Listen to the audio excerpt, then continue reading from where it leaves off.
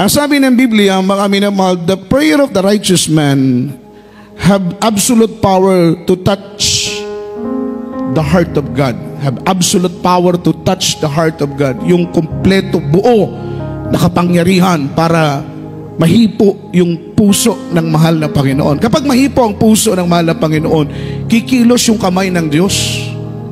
Amen? Kasi natouch mo yung puso niya eh.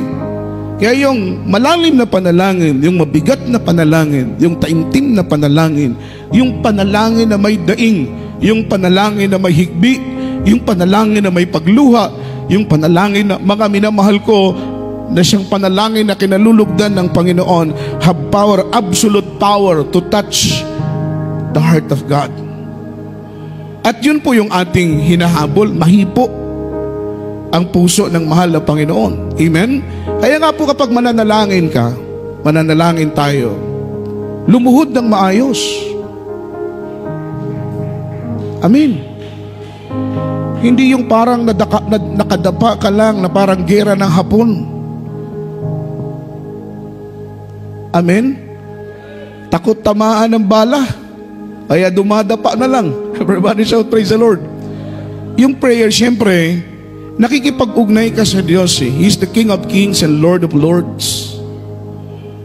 Amen. He's the creator of all things. He's the creator of universe. Kanya lahat ng bagay. So sign of respect sa Panginoon, mga minamahal, siyempre luluhod ka ng maayos. Sabi ng Biblia, kapag manalangin tayo sa lahat ng dako, manalangin tayong nakataas ang kamay na malayo sa galit at puot. So, kasabay ng pagluhod, kasabay ng pagtaas ng ating kamay. Amen? Amen. Pero kung manalangin kang nakadapa ka lang, mga minamahal, manalangin kang nanlulumo, nanlulupaypay, manalangin kang parang latang-lata ka, parang hindi ka alert, alive, enthusiastic. Amen. Kanta yun eh. Kanta yun ng grade 1 eh. Kinanta nyo ba yun ng grade 1 kayo? Alert, alive, enthusiastic. Palakpakan natin ang mahal na Panginoon. Yun ang prayer na kinalulugdan ng Panginoon. Yung prayer na passionate tayo sa paglapit sa Diyos. Amen? Yung intimate tayo sa paglapit sa Panginoon. Yun ang prayer na gusto ng Diyos. In my heart, desire ko po ng ganong prayer, mga minamahal. Amen?